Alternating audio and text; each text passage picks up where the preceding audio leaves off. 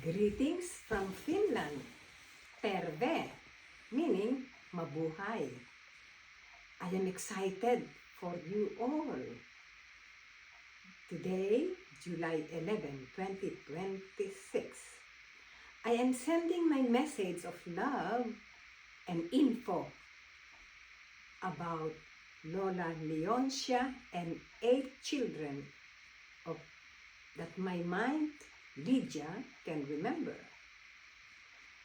I was born in Alegria, Ormoc City on February 20, 1946. The eldest of 3 living daughters of Aurelia and Bernardo. But the 3 passed away, Ate Nieves, Ate Nori, and Kuya Bill. I am here in Finland with Rhonda and Tess in the Philippines. To start the sibling of Auring, Tio Henyo, the eldest, where my mother was his apprentice and helper in his tailoring in Alegria. He had 3 daughters, Yaya Milad, Manang Nena Macloy, and Ellie, the youngest, who lived with us in San Marcelino until Tio Orban Cabahog brought her to Iligan. Second is the sibling Tio Nemo Geronimo. I know this uncle is mestizo, Pogi, and have only daughter Monica and 6 brothers.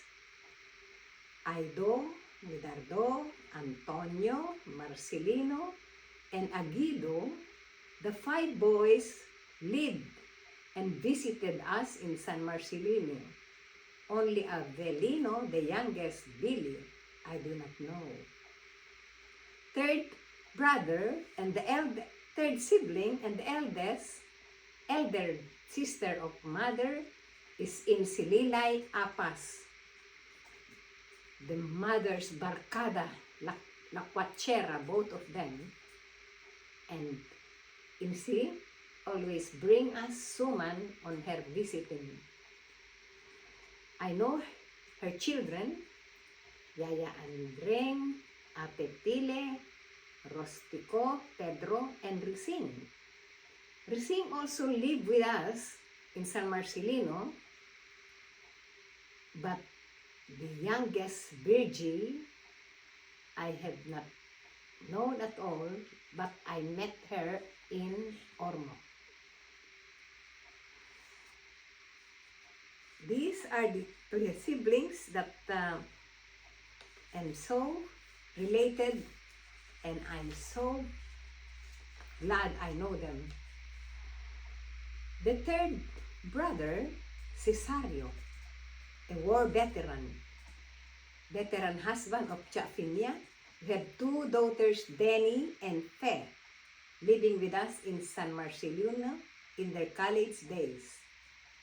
4th kid is Tio Jose Otik and his family, but I never met them at all.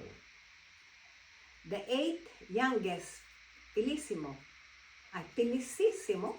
I know was in Palawan. They had 9 children in Ormoc.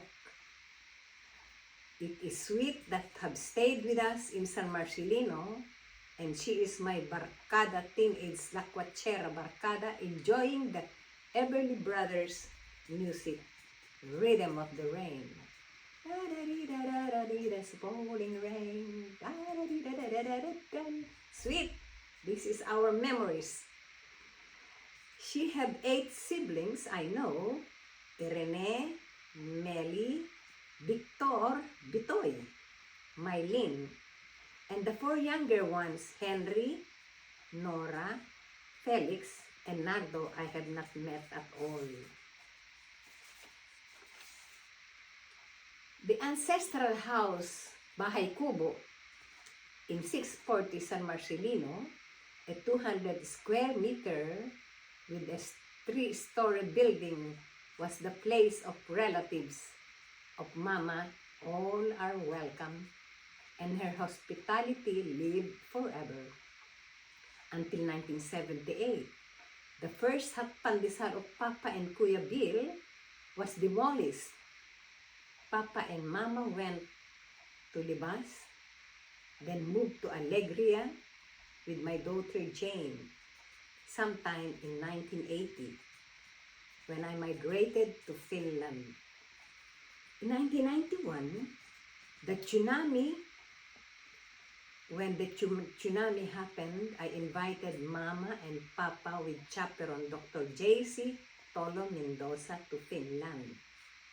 When Mama became widow in 1997, I petitioned for her to live with me in Finland.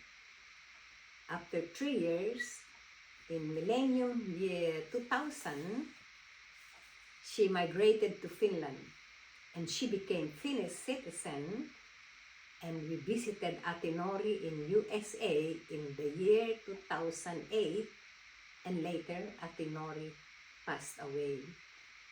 Kuya Bill lived with me in Finland in 1989 after the golden wedding, and he also passed away June 2022. Anyways, when we wake up in the morning, it is a miracle. I am alive and still jumping rope 133 times to live to 105. The goal in my life. Before I forget, the family, the 6th brother Mamerto, Chumitong, have only one son, Badoy. His daughters Lucia and Janet lived in Manila with my brother Bill and wife Melly, providing them with food and shelter, while Mama promised them education. But Badoy took Lucia back to Ormoc, and Janet married and lived in Lucena, Quezon Province. I posted the picture of Badoy and Janet and asked Tess, my sister, to find the long-lost relatives of Badoy family, which should be a happy beginning from this day on, our reunion, Magdadaro Reunion Clan. I am hoping by next 2028 in December for our next Magdadaro reunion, because December is vacation, and I hope I can bring my granddaughters to enjoy the Christmas holiday, because December is much better than July, the weather rainy and stormy. Do you agree with me? December 2028. Okay, goodbye and enjoy your stay and enjoy your company, Magdadaro Clan. Thank you. I love you all. Bye.